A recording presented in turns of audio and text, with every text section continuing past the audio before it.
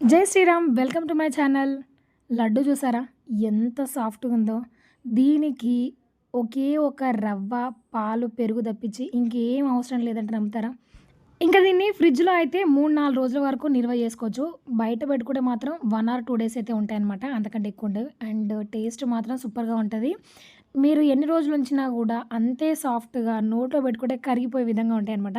స్టార్టింగ్‌లో నాకు రవ్వ లడ్డులు అసలు చేయరాకపోయేది. కానీ ఇట్లాగా ఒక 1 వీక్ నిల్వ ఉండాలంటే మాత్రం ఇట్లా ట్రై చేస్తూ ఉంటానన్నమాట. దీనికోసం అయితే రూమ్ టెంపరేచర్‌లో ఉన్న నెయ్యి గానివ్వండి, బటర్ గానివ్వండి తీసుకోండి. టేస్ట్ మాత్రం చాలా బావుంటది.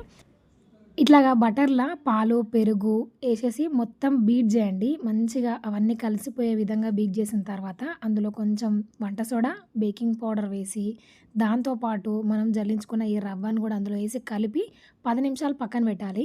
పక్కన పెట్టిన తర్వాత అది మొత్తం సెట్ అయిపోద్ది. అంటే వాటర్ మొత్తం పీల్చుకుంటది. దాని తర్వాత మళ్ళీ ఒకసారి కన్సిస్టెన్సీ చూసుకొని నీళ్లు యాడ్ జేసి, ఇట్లా బేకింగ్ ట్రేలో వేసి దీన్ని స్టీమ్ జేసుకోవాలనమాట. స్టీమ్ చేసుకున్న తర్వాత ఒక బౌల్‌లోకి దీన్నంతా తీసేసుకోవాలి. అండ్ మనం కొంచెం బటర్ ఎక్కువగా వేసాం కాబట్టి ఆఫ్‌కోర్స్ కేక్ లాగా రాదు మనకి. ఇలా పొడి పొడిగా వచ్చేస్తది. ఇప్పుడు దీంట్లో ఇలాచీ పొడి, ఒక table spoon milk powder and టేస్ట్‌కి సరిపడా చక్కెర పొడి లేదంటే బెల్లం పొడి వేసేసుకొని మొత్తం కలిపేసేయండి. కలిపేసి వీటిని ఉండలు చుట్టేయండి గోరువెచ్చగా ఉన్నప్పుడే. టేస్ట్ మాత్రం నిజంగా చాలా అంటే చాలా బావుంటది. మీకు బటర్ వద్దు అనుకుంటే ఇక్కడ ఆవు నెయ్యిని యాడ్ చేయండి. అండ్ ఆయిల్ మాత్రం అస్సలొద్దు బావుండదు. అయితే బటర్ లేదంటే నెయ్యి.